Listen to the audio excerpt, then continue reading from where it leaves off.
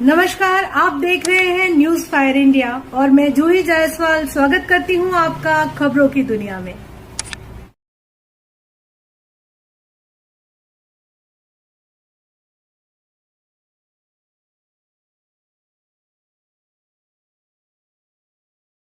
नमस्कार, मैं हूं राम कुमार जायसवाल। आप देख रहे हैं न्यूज फायर इंडिया। आज हमारे एक ऐसे मेहमान जो हमारे न्यूज फायर इंडिया के ऑफिस में पहुंचे हुए हैं, आप यूं कह लीजिए कि देश का भविष्य स्थापित करने वाले ये युवा जो देश के भाग्य विधाता है, एक ऐसे ही युवा, बिल्कुल यंगस्टर, एक नौजवान बच्चा, जिसे हम बच्चा भी कह सकते हैं, नौजवान भी कह सकते हैं। मात्र 19 वर्ष इनकी आयु है। इनका नाम श्री उमर वैश्य है। हमारे साथ मौजूद हैं। आज हम इनसे कुछ बातचीत करेंगे। पहले तो न्यूज फायर इंडिया में आपका बहुत बहुत स्वागत है। Thank you sir. सामने देखते रहिए। आज तमाम समस्याएं भी हैं और तमाम व्यवस्थाएं भी। सरकार की नीतियां ऐसी हैं जिससे लोगों को लाभ भी मिल रहा है, वहीं पर कहीं न कहीं लोग उसका विरोध भी दर्ज करा रहे हैं। देश में वर्तमान परिस्थितियों में एक बड़ा ज्वलंत मुद्दा है जिसका किसान आंदोलन एक बड़ा रूप ले लिया है। देश का अन्न किसानों के द्वारा ही लोगों को मिलता है, जिससे लोगों का जीवन यापन होता है। लेकिन आज किसान ही बदहाल व्यवस्था में है, ऐसा किसान आंदोलन दर्शाता है। उस किसान आंदोलन को लेकर के क्या जानकारी आपके पास है? सरकार के बनाए गए किसान बिल, जो कानून, जो सरकार ये कह रही है कि किसानों के हित के लिए है, उसके बारे में क्या जानकारी है? आज न्यूज फायर इंडिया के माध्यम से, हमारे चैनल के माध्यम से हमारे देखने वाले दर्शकों को आपके द्वारा क्या जानकारी मिल पाएगी, बताइए। पहले इस किसान बिल के बारे में हमें समझना पड़ेगा, बेसिक इसका समझना पड़ेगा कि 3 किसान बिल क्या है जो फार्मर के द्वारा फार्मर के लिए लाए गए हैं। हमारी मोदी सरकार ने लाया था 2020 में। इसकी कुछ कमियां भी हैं और इसमें कुछ ऐसी व्यवस्था भी है जो किसान को आगे आने वाले समय में अच्छी प्रॉफिट दिला सकती है। पहला है कि तीनों बिल को एक एक करके समझना पड़ेगा। पहला है फैसिलिटेशन बिल है। फैसिलिटेशन मतलब किसान को फैसिलिटी दी गई है। इसमें किसान को फैसिलिटी क्या दी गई है? किसान अपने प्रोडक्ट को, अपने क्रॉप को एक जगह से दूसरी जगह पे विभिन्न साधनों के द्वारा बेच सकता है। सरकार ने उसके लिए बहुत सारे कोल्ड स्टोरेज खोलने के वादे किए हैं। साथ ही साथ सरकार ने यह भी कहा है कि वो जो है ई कॉमर्स ट्रेडिंग करवाएगी। ई कॉमर्स मतलब इलेक्ट्रॉनिक माध्यम से ट्रेडिंग करवाएगी। एक तरफ से देखा जाए तो ये तो फायदे की बात होती है किसानों के लिए कि उनके लिए ई कॉमर्स से ट्रेडिंग हो रही है। पहली बात, वो भारत के किसी भी कोने में जाके अपने प्रोडक्ट को बेच सकते हैं, अपने क्रॉप को बेच सकते हैं। किसी भी लोगों से वो किसी के पास भी जाके बेच सकते हैं। वास्तविक बात तो ये है, परंतु इसमें एक नकारात्मक पक्ष ये है। किसान जो जानना चाहते हैं, किसान जो पूछना चाहते हैं सरकार से, देखिए एक अभी रिपोर्ट आई थी जिसमें यह बताया गया कि जो 94% जो किसान है हमारे हैं, वो अपने प्रोडक्ट को जो सरकार के द्वारा स्टैब्लिश एपीएमसी मंडी है वहां पे नहीं बेचते। सिर्फ 6% किसान ही एपीएमसी मंडी तक पहुंच अपनी बना सकते हैं। तो 6% किसान ही अपनी पहुंच जब एपीएमसी मंडी तक बना सकते हैं, तो 94% जो किसान है वो पहले से ही अपने प्रोडक्ट को बाहर बेचते थे, दूसरी जगह पे ले जाके बेचते थे। तो इसमें तो सरकार कुछ नया नहीं कर रही है, किसानों का कहना यह है, क्योंकि पहले भी वो बाहर बेचते थे और अभी भी वो क्या करते हैं, बाहर बेच रहे हैं। सिर्फ 6% किसानों का जो था वो एपीएमसी मंडी में जाके बेच सकते थे। दूसरी बात यह है, हमें जानने लायक बात है, एक फूड कॉर्पोरेशन ऑफ इंडिया होता है जिसे एफसीआई कहते हैं। एफसीआई जो होते हैं, जैसे किसान कह रहे हैं कि हमें एमएसपी नहीं दिया जा रहा है, मिनिमम सपोर्ट प्राइस, न्यूनतम समर्थन मूल्य, जिसका हिंदी में मतलब होता है। तो किसान कह रहा है कि हमें एमएसपी नहीं मिल रहा है। एमएसपी नहीं मिल रहा है, इसका कहने का मतलब यह है कि एमएसपी उसको सरकार कह रही है कि हम दे रहे हैं। पर जब भी किसान फूड कॉर्पोरेशन ऑफ इंडिया के पास जाता है और अपने क्रॉप को बेचने के लिए जब वहां पे जाता है, तो वहां बैठता है, वो कहता है कि हम 200 किलो इस बार ज्यादा प्रोडक्शन किए, आप हमसे खरीद लीजिए। एमएसपी पे खरीद लीजिए, क्योंकि वो गवर्नमेंट की एजेंसी है, उसको एमएसपी पे खरीदना ही है। वो कहती है कि हमारे गोदाम तो पहले से भरे हुए हैं, हमारे गोदाम तो पहले से भरे हुए हैं और यहाँ पर अभी आप जाइए, बाद में आइएगा, हम आपसे तब खरीदेंगे।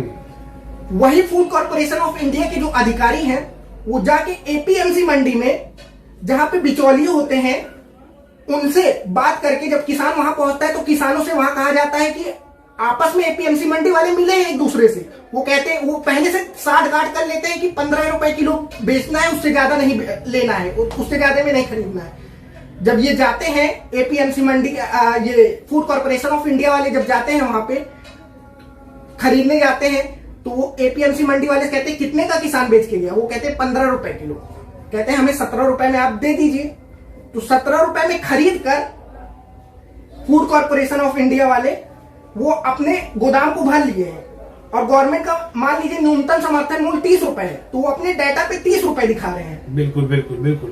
परंतु ये आप समझ रहे हैं कि ये जो कमियां हैं वो गवर्नमेंट के अंदर भी कुछ कमियां हैं, गवर्नमेंट को पहले अपने अंदर सुधार करना पड़ेगा। दूसरी बात है, सरकार कही है एसेंशियल कमोडिटीज एक एक्ट है, इसमें एसेंशियल कमोडिटी मतलब एसेंशियल चीज जो खाने पीने की चीज है, जैसे आलू हो गया, प्याज हो गया, ऑयल सीड हो गए, जो मतलब बेसिक रिक्वायरमेंट की चीज है डेली में। इसमें कहा गया है, सरकार ने यह कहा है कि जो बेसिक सामान है, अभी तक ऐसा था कि सरकार इसके ऊपर लिमिट बना के चलती थी कि आप इतना ही स्टोरेज करके रख सकते हैं इतने पीरियड ऑफ टाइम के लिए।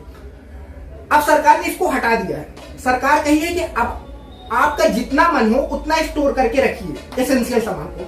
हम लोग देखते थे कि कभी प्याज के दाम बढ़ जाते थे, प्याज के दाम बढ़ जाते थे जब ये रूल था कि लिमिटेड स्टोरेज करना है, तब ये बात थी। पर आज तो सरकार ने खुली छूट दे दी है कि आप अनलिमिटेड कितना भी स्टोरेज कर लीजिए। सरकार ने 2 इसके अंदर प्रावधान रखे हैं कि युद्ध के समय और दूसरी कंडीशन रखी कि आपदा के समय, जैसे आज कोरोना वायरस आपदा है, पेंडेमिक है, इसके दौरान आप स्टोरेज करके ज्यादा अमाउंट में नहीं रख सकते। परंतु और किसी भी समय वो जो व्यापारी है वो कितना भी स्टोर करके रखा रहेगा, वो कितना भी स्टोर करके रखे रहेगा। इसका नकारात्मक पक्ष ये है कि जब सरकार रूल बनाई थी, जब सरकार ने नियम बनाया नहीं था, तब रेट इतना बढ़ जाता था प्याज का दाम 100 रुपए, 150 रुपए, 160 रुपए किलो शहरों में पहुंच जाता था। परंतु अब तो रूल ही हट गया है। अब तो मतलब बढ़ना ही बढ़ना है, प्राइस जो है वो तो बढ़ेगा ही, क्योंकि अब जब अधिकारी जाएंगे पूछने व्यापारियों से कि आप कितना स्टोर करके रखे हैं, तो वो कहेंगे अभी युद्ध की सिचुएशन चल रही है। नहीं, अभी भारत चीन का युद्ध तो हो नहीं रहा है, ना भारत पाकिस्तान का युद्ध हो रहा है, कोई आपदा है, आपदा भी नहीं है मान लीजिए। उस टाइम कहेंगे आपदा भी नहीं है, तो हमारा तो सरकार ने हमें छूट दिया है, तो हम स्टोर करके रख सकते हैं। तो ये जो है नकारात्मक पक्ष है। सकारात्मक पक्ष क्या है? सरकार ने कहा है कि हम ई ट्रेडिंग करेंगे, ई ट्रेडिंग। इसमें एक चीज और है, हम लोग पहले देख लेते हैं। कंट्रैक्ट फार्मिंग का एक आया है। कंट्रैक्ट फार्मिंग मतलब कि कोई भी, जैसे हम चिप्स बनाने वाली कंपनी है, हम जाएंगे किसी किसान के पास और किसान से कहेंगे, मतलब किसान का एक समूह रहेगा, उससे हम कहेंगे कि हम आपके यहां से आलू खरीदेंगे और आलू जो है हम मार्केट में मान लीजिए 16 रुपए किलो पिछले साल बिका है, तो इस साल हम 20 रुपए किलो खरीदेंगे। तो इसमें किसानों का भी फायदा हो रहा है कि किसानों को पहले से रेट फिक्स हो जा रहा है कि 20 रुपए उनको मिलना ही मिलना है। और दूसरी बात यह है, 20 रुपए उनको मिलना ये सकारात्मक पक्ष है कि 20 रुपए उनको मिलेगा ही मिलेगा। दूसरा पक्ष ये भी है कि अगर किसान मान लीजिए उस साल 22 रुपए प्राइस चला गया, तो किसान उस कंट्रैक्ट फार्मिंग से अपने आप को अलग कर सकते हैं। पर अगर व्यापारी चाहे तो वो अपने आप को उस कंट्रैक्ट फार्मिंग से अलग नहीं कर सकता। उसे कंट्रैक्ट फार्मिंग से अलग होना होगा तो उसे किसानों की पहले सहमति लेनी पड़ेगी। तो ये एक सकारात्मक पक्ष है इस किसान बिल का। और देखा जाए, अगर व्यापारी ठगना चाहे किसान को कि किसान से कह दे कि किसान प्रोडक्शन कर दिया, अब कहा व्यापारी कहा अब हम आपसे नहीं खरीदेंगे, तो किसान डायरेक्ट एसडीएम के पास जा सकते हैं और उनकी बात एसडीएम को सुनना अनिवार्य होगी और किसान के फेवर में ये चीज है। तो पहले जो 2 बिल बताए हम, वो निगेटिव पक्ष था, पर ये जो है पॉजिटिव है कि किसान को पहले से उसको एक न्यूनतम समर्थन मूल्य से ज्यादा पैसा या जो जिस पर उसका मन हो उतने पे वो खरीद बेच सकता है। तो ये एक सकारात्मक, ये एक बहुत बड़ी बात है कि सरकार ने अगर पॉलिसी बनाई है किसानों के हित के लिए, सरकार ये बार बार कह रही है कि हालांकि दिल्ली के अलग अलग बॉर्डरों पर किसानों का आंदोलन लगातार मेरे हिसाब से कम 40 से 50 दिन हो गए। 8वें दौर की बातचीत भी सरकार के द्वारा किसान के जो बड़े बड़े नेता हैं उन लोगों ने कर लिया, लेकिन आज भी किसान संतुष्ट नहीं हो पा रहे हैं। आखिर सरकार ने जो किसान बिल जो लेकर आई है उसमें ऐसी क्या त्रुटियां हैं जो इतने सारे किसान वहां पर इकट्ठे होकर के आंदोलन कर रहे हैं। राजमार्गों को प्रभावित भी करके रखा हुआ है, बंद भी करके रखा हुआ है। किसान क्या चाहते हैं, उनकी क्या नीड है कि ऐसी संविधान में ऐसी क्या सुधार लाया जाए कि जो उन्हें पसंद आ जाए, और इस तरीके से जो अनशन कर रहे हैं या सड़कों को बंद करके रखे हैं उनसे वो पीछे हट सके।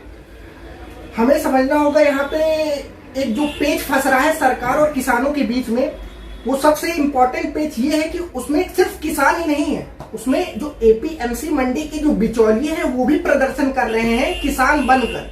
तो हमें ये समझना होगा, और सारे किसान इस कानून का विरोध नहीं कर रहे हैं। कुछ किसान जो हरियाणा और पंजाब के क्षेत्र के हैं और जो एपीएमसी मंडी को लेकर विरोध कर रहे हैं, सरकार ने यह भी कह दिया कि हम एपीएमसी मंडी बंद नहीं होने वाली, परंतु बिचौलियों को द्वारा भड़काने की वजह से कह सकते हैं, या कुछ राजनीतिक दल जो अपने सत्ता पाने के लिए सरकार को गिराना चाहते हैं, उसलिए ये ऐसा हो सकता है। परंतु अगर सरकार तैयार है कि सरकार चाहती है कि हम कुछ संशोधन कर दे, आप जो चाहते हैं, पर देखिए ये जो बिल है ये पूर्ण रूप से गलत तो है ही, कुछ इसके सकारात्मक पक्ष है और कुछ नकारात्मक पक्ष है। तो किसान को ये समझना पड़ेगा कि हम इसके जो नकारात्मक पक्ष है उसको दूर करने के लिए सरकार से बात करें, परंतु किसानों को एक तरीके से भड़काया जा रहा है, किसानों को एक तरीके से उनको दिखाया जा रहा है कि उनका घाटा होगा। आप मेरी बात मानिए तो किसानों को क्या करना चाहिए इस टाइम, ये देखिए किसानों को करना चाहिए, किसानों को अपनी जो बात है वो सरकार के समक्ष रखनी चाहिए। सरकार उनकी बातों को सुनेगी, सरकार उसमें जो संशोधन होगा वो करेगी।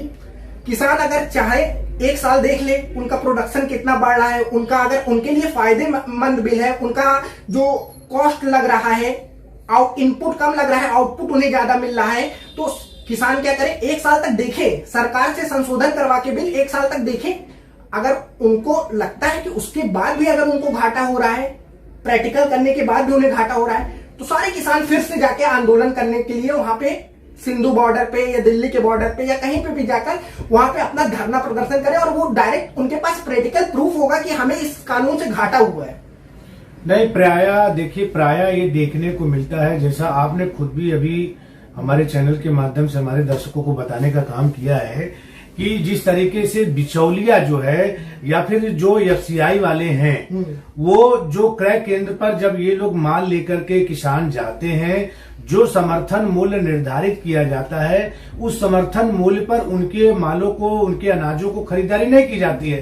कोई न कोई तोड़ मरोड़ करके कुछ न कुछ व्यधा, कुछ न कुछ परेशानियों को किसानों के सामने रखा जाता है, फिर किसान के अनाज भी खराब होने लगते हैं। तो आखिर ये इन चीजों की समीक्षा सरकार क्यों नहीं कर पाती है? अभी बीच में ही पौड़ी गढ़वाल में एक जिलाधिकारी महोदय ने क्रय केंद्र पर पहुंच करके बहुत कड़ी फटकार लगाई। कहीं न कहीं सरकार की नीतियां तो अच्छी हो सकती है, नो डाउट, लेकिन जो सरकार का एडमिनिस्ट्रेशन है, प्रशासन जो है, जो सारी चीजों को क्रियान्वित कराता है, लेकिन वो अमली जामा नहीं पहना पाता है, उसकी वजह से किसानों में बहुत नाराजगी देखी जाती है। तो सरकार इन चीजों पर समीक्षा क्यों नहीं कर पाती है कि आखिर हमने संविधान बनाया जनता के हित में, बहुत सारे लोगों ने तपस्या किया होगा, परिश्रम किया होगा उस कानून को बनाने में, फिर और कानून आपने बनाया किसानों के हित में, तो फिर किसान आखिर उसको क्यों नहीं समझ पा रहे, फिर भी नाराजगी प्रकट कर रहे हैं। बात ऐसे ही समझने लायक ये है कि सबसे महत्वपूर्ण चीज होता है प्रशासन। प्रशासन जो होता है वो क्रियान्वयन करवाता है, कोई भी नीति सरकार के द्वारा रहती है उसका क्रियान्वयन करवाता है। और अगर प्रशासन जिस देश का खराब होगा, जिस देश में अगर आपको देखना हो कि प्रशासन जिस देश का जितना भ्रष्ट रहेगा, उस देश में नीतियां आम आदमी तक जल्दी नहीं पहुंच पाती। और आप जो बता रहे हैं कि फूड ग्रेन्स जो है वो खराब हो जाते हैं काफी समय स्टोरेज करने के बाद, तो सरकार को अपनी इंफ्रास्ट्रक्चर पे ऊपर जो मूलभूत आधारभूत संरचनाएं हैं उनके ऊपर अत्यधिक काम करना पड़ेगा। सरकार को अपने रेलवे लाइन को ग्रामीण इलाकों तक पहुंचाना पड़ेगा, पहली बात। दूसरी बात, कोल्ड स्टोरेज फैसिलिटी डेवलप करनी पड़ेगी, क्योंकि अगर एक जो मार्जिनल किसान है, जो सीमांत किसान है, उसके पास कोई ऐसा कोल्ड स्टोरेज तो होता नहीं कि वो ज्यादा समय तक अपने प्रोडक्ट को अपने पास रखे। तो सरकार को जगह जगह पे गांवों में इंफ्रास्ट्रक्चर बिल्ड करने के लिए उसे कोल्ड स्टोरेज का डेवलपमेंट करना पड़ेगा। और कोल्ड स्टोरेज के साथ साथ सरकार, अभी हम देख रहे हैं कि ग्रामीण में भी रोड की काम चल रहे हैं, तो रोडों को जो हाईवे से कनेक्टिविटी है उसको जल्दी करना पड़ेगा। जैसे ग्रामीण इलाकों के जो अनाज है, जो फल फूल है, वो आसानी से शहरों तक पहुंचे और किसानों को उचित मूल्य मिल सके तुरंत ही, उसी समय। और साथ ही साथ अगर हम बात करें तो इसमें प्रशासन का बहुत अहम भूमिका है। प्रशासन जो होती है वो सरकार के मतलब अंदर काम करती है। और दर्शकों को बताने का काम किया है कि जिस तरीके से बिचौलिया जो है या फिर जो एफसीआई वाले हैं, वो जो क्रय केंद्र पर जब ये लोग माल लेकर के किसान जाते हैं, जो समर्थन मूल्य निर्धारित किया जाता है, उस समर्थन मूल्य पर उनके मालों को, उनके अनाजों को खरीदारी नहीं की जाती है। कोई न कोई तोड़ मरोड़ करके कुछ न कुछ व्यधा, कुछ न कुछ परेशानियों को किसानों के सामने रखा जाता है, फिर किसान के अनाज भी खराब होने लगते हैं। तो आखिर ये इन चीजों की समीक्षा सरकार क्यों नहीं कर पाती है? अभी बीच में ही पौड़ी गढ़वाल में एक जिलाधिकारी महोदय ने क्रय केंद्र पर पहुंच करके बहुत कड़ी फटकार लगाई। कहीं न कहीं सरकार की नीतियां तो अच्छी हो सकती है, नो डाउट, लेकिन जो सरकार का एडमिनिस्ट्रेशन है, प्रशासन जो है, जो सारी चीजों को क्रियान्वित कराता है, लेकिन वो अमली जामा नहीं पहना पाता है, उसके वजह से किसानों में बहुत नाराजगी देखी जाती है। तो सरकार इन चीजों पर समीक्षा क्यों नहीं कर पाती है कि आखिर हमने संविधान बनाया जनता के हित में, बहुत सारे लोगों ने तपस्या किया होगा, परिश्रम किया होगा उस कानून को बनाने में, फिर और कानून आपने बनाया किसानों के हित में, तो फिर किसान आखिर उसको क्यों नहीं समझ पा रहे, फिर भी नाराजगी प्रकट कर रहे हैं। बात ऐसे ही समझने लायक ये है कि सबसे महत्वपूर्ण चीज होता है प्रशासन। प्रशासन जो होता है वो क्रियान्वयन करवाता है, कोई भी नीति सरकार के द्वारा रहती है उसका क्रियान्वयन करवाता है। और अगर प्रशासन जिस देश का खराब होगा, जिस देश में अगर आपको देखना हो कि प्रशासन जिस देश का जितना भ्रष्ट रहेगा, उस देश में नीतियां आम आदमी तक जल्दी नहीं पहुंच पाती। और आप तो बता रहे हैं कि फूड ग्रेन्स जो है वो खराब हो जाते हैं काफी समय स्टोरेज करने के बाद। तो सरकार को अपनी इंफ्रास्ट्रक्चर पे ऊपर जो मूलभूत आधारभूत संरचनाएं हैं उनके ऊपर अत्यधिक काम करना पड़ेगा। सरकार को अपने रेलवे लाइन को ग्रामीण इलाकों तक पहुंचाना पड़ेगा, पहली बात। दूसरी बात, कोल्ड स्टोरेज फैसिलिटी डेवलप करनी पड़ेगी, क्योंकि अगर एक जो मार्जिनल किसान है, जो सीमांत किसान है, उसके पास कोई ऐसा कोल्ड स्टोरेज तो होता नहीं कि वो ज्यादा समय तक अपने प्रोडक्ट को अपने पास रखे। तो सरकार को जगह जगह पे गांवों में इंफ्रास्ट्रक्चर बिल्ड करने के लिए उसे कोल्ड स्टोरेज का डेवलपमेंट करना पड़ेगा। और कोल्ड स्टोरेज के साथ साथ सरकार, अभी हम देख रहे हैं कि ग्रामीण में भी रोड की काम चल रहे हैं, तो रोडों को जो हाईवे से कनेक्टिविटी है उसको जल्दी करना पड़ेगा। जैसे ग्रामीण इलाकों के जो अनाज है, जो फल फूल है, वो आसानी से शहरों तक पहुंचे और किसानों को उचित मूल्य मिल सके तुरंत ही, उसी समय।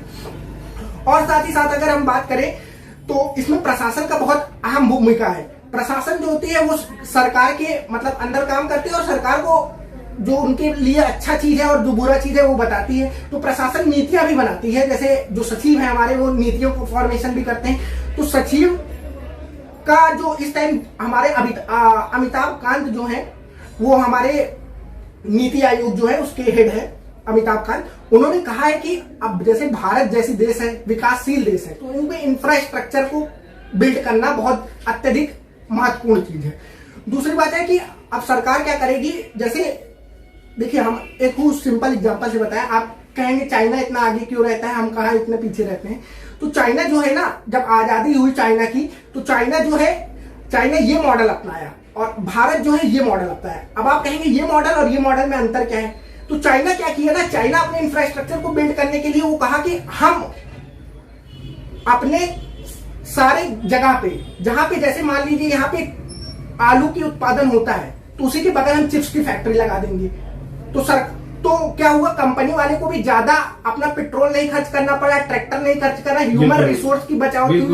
परंतु भारत जब आजाद हुआ तो भारत की परिस्थिति थोड़ा अलग थी। भारत अपना ये मॉडल अपना मतलब वो कहा, सरकार ने कहा, जवाहरलाल नेहरू ने उस टाइम कहा कि हम अपने इंडस्ट्री को यहाँ पे खड़ा करेंगे, मतलब दिल्ली और एनसीआर के रीजन में खड़ा करेंगे, और उसके बाद वहां से हमारे जो प्रोडक्ट है वो पूरे देश दुनिया में जाएंगे। मतलब देश दुनिया में, मतलब कि मध्य प्रदेश हो गया, उत्तर प्रदेश हो गया, केरला हो गया, कर्नाटक हो गया, मतलब पहले जो केंद्रीकरण कर दिया इसका, और वो क्या किया, डिसेंट्रलाइज कर दिया चाइना। तो चाइना में क्या हुआ, वर्कफोर्स सस्ता हो गया, चीजें सस्ती हो गई, क्योंकि वहां पे तुरंत यहाँ बन रहा है और वहां निकल रहा है। परंतु भारत में क्या हुआ, भारत में इसका उल्टा हुआ। भारत में पहले दिल्ली और एनसीआर वाले रीजन को डेवलप किया गया, अब सरकार ध्यान दे रही है कि गांवों का भी विकास होना चाहिए। इसीलिए गांधी जी कहते हैं हमारे कि अगर हमें अपने देश का विकास करना है तो हमें उस अंतिम पंक्ति में खड़े हुए व्यक्ति को देखना पड़ेगा, तब जाके हमारा विकास, हम कहेंगे कि हमारा विकास हुआ है, अन्यथा हमारा विकास कभी नहीं होगा। हम चाहे कितना भी पैसे कमा लें, जब तक अंतिम पंक्ति में खड़ा हुआ अंतिम व्यक्ति अंत्योदय की भावना नहीं आएगी, अंत्योदय जब तक खुश नहीं रहेगा, तब तक हमारा समाज विकास नहीं कर सकेगा। सरकार बहुत बड़ी बड़ी पॉलिसियां बनाती हैं, रोजगार को लेकर के तमाम संसाधन उपलब्ध कराने की बात सरकार के द्वारा की जाती है। हालांकि हम लोग जिस क्षेत्र से आते हैं, हमारे पास में ही 4 किलोमीटर की दूरी पर सीडा इंडस्ट्रियल एरिया का 1989 में राजीव गांधी जी ने स्थापना किया। कई सारी मल्टीनेशनल कंपनियां यहां पर आई और कुछ कंपनियां चली भी गई। अभी मैं सीडा इंडस्ट्रियल एरिया औद्योगिक क्षेत्र पर वर्क भी कर रहा हूं, अभी एक स्टोरी भी मैं बनाऊंगा। वहां पर बहुत सारी कंपनियों के नाम से लोगों ने जमीनों का अलॉटमेंट कराया। सरकार जहां रोजगार देने की बात करती है, आज आपने देखा कि कोरोना के इस कहर प्रहर में बहुत सारे लोग अलग अलग राज्यों से, जो गांव से चल करके अपने रोजगार के लिए, अपने रोजी रोटी के लिए बाहर कमाने के लिए गए, कम ही पैसों के लिए गए होंगे, क्योंकि उसमें कर्मचारी लेवल के, अधिकारी लेवल के, ऑफिशियल लेवल के, इंजीनियर लेवल के तमाम ऐसे लोग हैं जिनके पास जैसा एजुकेशन है या जैसा अनुभव है, वो अपने जीवन यापन के लिए अपने घरों को छोड़ करके 1000-1000, 2-2000 किलोमीटर की दूरी पर जा रहे हैं। आपने एक बहुत अच्छी बात कही कि आज जो चाइना का डेवलपमेंट है, उसके पीछे का जो कारण आपने बताया वाकई में बहुत ही तथ्यात्मक था। आखिर भारत इन दूरदर्शिताओं पर आज जहां हम 73 साल की आजादी में पहुंच चुके हैं, हाई टेक्नोलॉजी है, तमाम बड़े बड़े कंट्रियों से हम साझा करते हैं, चीजों को बेहतर कराने की ओर हम आगे बढ़ते हैं, फिर भी आज जो हमारा मूल इंफ्रास्ट्रक्चर है वो कहीं न कहीं बुरी तरीके से प्रभावित है। आज भी लोग 1000 किलोमीटर, 2000 किलोमीटर दूर जाकर के नौकरियों को करते हैं, लेकिन जो हमारे स्थानीय स्तर पर पूर्ववर्ती की सरकारों ने या फिर वर्तमान की सरकारों ने इसका एक बड़ा प्रयास, जो एक अमली जामा पहनाना चाहिए था, जो उसका स्वरूप अब तक निकल करके आना चाहिए था, वो आज भी जिम्मेदारी को लोग तय नहीं कर पाए। सरकारें जो बदल जाती, जैसे पूर्ववर्ती की सरकारों ने कोई अच्छा काम किया तो जो फिर सरकार चूंकि 5 साल पे बदल जाती है, कोई न कोई कारण या कोई न कोई समस्या आती है जिससे जनता अपना मत दूसरी सरकार को देती है, फिर दूसरी सरकार आती है। जब दूसरी सरकार आती है तो पहले पूर्ववर्ती की सरकारों के द्वारा जो भी विकास कार्य किए जाते हैं उसका दंश वो झेलती है, फिर वहां पर सरकार जो नई आई रहती है वो काम नहीं करना चाहती है। ऐसे ही सीडा इंडस्ट्री एरिया जो औद्योगिक क्षेत्र है वो बुरी तरीके से दंश झेल रहा है, जबकि वो पूर्वांचल की अपनी एक बहुत बड़ी औद्योगिक इकाई है। लोग अगर चाहते, जैसे मल्टीनेशनल कंपनी पेप्सिको हुआ, हॉकिंस हुआ, ऐसे तमाम ऐसी कंपनियां वहां पर आई हैं, और चाहती अगर सरकार तो कुछ बड़ी बड़ी कंपनियों को यहाँ डेवलप करती, स्थानीय लोगों को रोजगार मिलता। तो सरकार की इस नीति के बारे में आप क्या कहना चाहेंगे? देखिए, इस नीति के पहले हम बात करना चाहेंगे इसका जो बेस है वो कहाँ पे है। बेस ये है कि जैसे जापान जैसे देश है, चाइना, जापान की बात ले लेते हैं, जापान जैसे देश है, वहां पे ऑर्गेनाइज सेक्टर जो होता है, ऑर्गेनाइज सेक्टर मतलब होता है कि जो ऐसे सेक्टर जो जिनका सरकार के पास रिकॉर्ड है, तो 95 से 99% तक ऑर्गेनाइज सेक्टर रहता है। वहां पे क्या करते हैं, वहां पे प्राइवेट कंपनियां जॉब देती हैं ज्यादा से ज्यादा, सरकार के हाथ में बहुत कम कुछ रहता है, तो प्राइवेट कंपनियां, वहां प्राइवेटाइजेशन ज्यादा है वहां पे। इसलिए भारत जैसे देशों की बात कर लेते हैं, तो भारत में क्या है, भारत में अभी जो है सरकार अपने हाथ में सब कुछ ली थी, पब्लिक सेक्टर इंडस्ट्री बहुत ज्यादा थी, और सरकार के पास 80 to 90% जो मजदूर वर्ग है, जो कैजुअल लेबरर है, उनका रिकॉर्ड सरकार के पास आज की डेट में भी नहीं है। आप कहें कि आपने जैसे बात की कि माइग्रेशन हुआ, बहुत लोग सिटी से चल के आए, आना क्यों पड़ा उनके पास? क्योंकि सरकार के पास कोई रिकॉर्ड नहीं है कि कितने लोग उनके पास है और कितना उनको संसाधन का यूज करना है। जैसे समोसा वाले हो गए, रेहड़ी वाले हो गए, या कोई पान लगाता है, कोई चाय पिलाता है, तो इसका कोई रिकॉर्ड सरकार के पास नहीं है। और ऐसे शहरों में बहुत सारे औद्योगिक इकाइयां हैं जो दिन के लाखों लाख रुपए कमाती हैं, पर सरकार के पास इसका कोई डाटा नहीं है। तो सरकार के पास डाटा नहीं होने के सरकार के दो लॉस हो रहा है। पहला, सरकार को टैक्स नहीं मिल रहा है, बिल्कुल, तो ये तो ब्लैक मनी के अंतर्गत आ जाएगा। पर सरकार के पास इसके पास कोई कोई पैमाना भी नहीं है इसको नापने के लिए कि कितने ऐसे संसाधन है, कितने। जैसे हम बता दें आपको सिंपल से कि जैसे भारत की जो जीडीपी है, जीडीपी मतलब सकल घरेलू उत्पाद, ग्रॉस डोमेस्टिक प्रोडक्ट जो है, उसमें जो अनऑर्गेनाइज सेक्टर है, अनऑर्गेनाइज मतलब जो जिनका पास सरकार का रिकॉर्ड नहीं है, तो इसका जो आंकड़ा प्रस्तुत करती है सरकार, वो एक अनुमान की बेस पे प्रस्तुत करती है। सरकार के पास कोई आंकड़ा नहीं है। तो अगर जिस दिन सरकार के पास इसका आंकड़ा आ जाए कि अनऑर्गेनाइज सेक्टर उसके पास कितने हैं, कितने लोग अनऑर्गेनाइज सेक्टर में काम करते हैं, कितने लोग ऐसे हैं जिसका सरकार के पास रिकॉर्ड नहीं, अगर सरकार के पास ऐसा कोई डाटा प्रस्तुत हो जाए, चाहे वो आधार कार्ड से हो सकता है, चाहे वो किसी और माध्यम के द्वारा हो सकता है, तो सरकार को इतना तो नॉलेज होगा कि उसके आसपास कितने लोग हैं और कितना टैक्स आता है। टैक्स जब हमारा बढ़ेगा, जो ब्लैक मनी है वो कम होगा, और ब्लैक मनी कम होगा, टैक्स बढ़ेगा, तो सरकार इंफ्रास्ट्रक्चर को अच्छे से डेवलप कर पाएगी उस पैसे का। दूसरी बात यह है कि हमारा जो देश है उसमें मल्टी डायमेंशनल विकास करने की जरूरत है। इंफ्रास्ट्रक्चर हो गया, एजुकेशन, अभी हेल्थ फैसिलिटी की बात कर लेते हैं हम लोग। कोरोना वायरस ने हमारे देश की पूरी तरीके से पोल खोल के रख दी, रीढ़ हिला दिया, रीढ़ हिला दी। हम अपने देश को क्यों कहें, इटली जैसे देश जिसका मेडिकल सुविधा टॉप पे है, और यूनाइटेड स्टेट ऑफ अमेरिका जैसे देश की भी रीढ़ हिल गई। परंतु हमें ये देखने वाले, हम अपनी स्वास्थ्य सेवा पे, हम अपने एजुकेशन पे कितना पैसा खर्चा करते हैं, हम अपने बेसिक इंफ्रास्ट्रक्चर जैसे रेलवे हो गए, रोड हो गए, इस पे कितना खर्चा करते हैं, डिफेंस पे कितना खर्चा करते हैं। अभी हम लोग देखें तो हम एजुकेशन पे अपने बहुत कम पैसा खर्चा करते हैं। इसीलिए सरकार ने जो नई शिक्षा नीति, नेशनल एजुकेशन पॉलिसी 2020 लाई है, उसके बारे में मैंने अपने वीडियो में बनाया है, इसमें बताने लगूंगा, बहुत लंबा हो जाएगा वीडियो। तो नेशनल एजुकेशन पॉलिसी में सरकार ने इन सभी बातों का ध्यान रखा है। जो 70 सालों से सरकारों ने, ऐसा नहीं कह सकते कि 70 सालों के पीछे सरकार ने कुछ नहीं किया, सरकार ने बहुत कुछ किया। इसके पहले भी IIT, IIM जैसे इंस्टीट्यूट इसके पहले की सरकारों ने खड़ा किया, पर एक जो दृढ़ संकल्प होता है, दृढ़ संकल्प की कमी थी। जो इतनी पूर्ण बहुमत के साथ सरकार भी जल्दी किसी की नहीं आती थी, बिल्कुल, जिससे योजनाएं बनाने में कठिनाई आती है। सरकार आज जैसे भाजपा की सरकार है, तो भाजपा की सरकार भी जो है वो लोकसभा में तो पूर्ण बहुमत है, पर राज्यसभा में क्या होता है कि हर 2 साल पे 1/3 जो लोग हैं वो बाहर निकलते हैं और नए लोग आते हैं। तो अभी भी सरकार के पास पूर्ण बहुमत तो हो सकता है, पर विशेष बहुमत नहीं है राज्यसभा में, पर लोकसभा में है। तो राज्यसभा जो है उसमें सरकार को अभी बहुत कसरत करने की जरूरत है, तब जाके उसका एक बहुमत आएगा, और उसके बाद फिर आगे की बात। देखिए, हमारे बीच में श्री उमर वैश्य जी मौजूद हैं। आपकी जानकारी के लिए हम बता दें, महज मात्र 19 वर्ष इनकी आयु है, लेकिन पूरे राष्ट्रीय स्तर पर चीजों की एनालिसिस करना, उसकी समीक्षा करना, और हम क्या बेहतर कर सकते हैं, अपने वीडियो को अपलोड करते हैं और यूट्यूब के माध्यम से जनता तक, इंस्टाग्राम, ट्विटर, फेसबुक, व्हाट्सएप के माध्यम से लोगों तक पहुंचाने का काम करते हैं। आज हमने आपको आमंत्रित किया, और आप सब तक अपने चैनल के माध्यम से अगर इस आवाज को पहुंचाना चाहते हैं, तो उसके पीछे मात्र महज यही एक कारण है। हम ऐसे नौजवान साथियों को, ऐसे बच्चों को, जिनकी आज दिशा और दशा परिवर्तित हो रही है, वो कहीं न कहीं इस मोबाइल एंड्रॉइड फोन में उलझ करके रह गए हैं। जो उनकी नीतियां होनी चाहिए अपने एजुकेशन के प्रति, या इस समाज के प्रति, या अपने गार्जियन के प्रति, या इस देश के प्रति, जिससे उनका भविष्य तय होता है, वो कहीं न कहीं उनसे वो भ्रमित होकर के दूसरे रास्ते पर जा रहे हैं।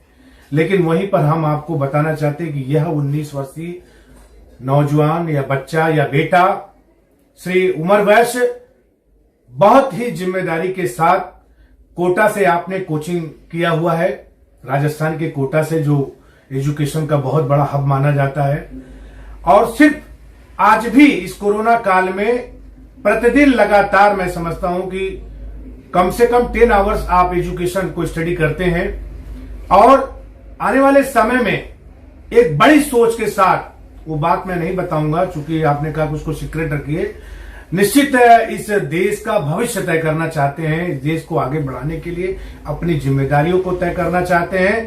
तो ये मेरा आप सबसे निवेदन है कि कृपया इस वीडियो को, अगर आप तक पहुंच रहा है मेरे समाचार के माध्यम से, इसे जरूर लाइक करिए और सब्सक्राइब करिए और देखिए। और अगर आपको उचित लगता है तो ऐसे युवा जो 19 वर्ष के उम्र में देश के प्रति एक समर्पण भाव है और देश के तमाम व्यवस्थाओं पर, जो देश की नीतियां बनती है, संविधान बनाए जाते हैं, उन सारी चीजों पर बहुत घोर समीक्षा करते हैं और अपनी बातों को वीडियो के माध्यम से लोगों तक पहुंचाने का काम करते हैं। बहुत बहुत धन्यवाद। हमारे साथ बात कर रहे थे श्री उमर वैश्य जी।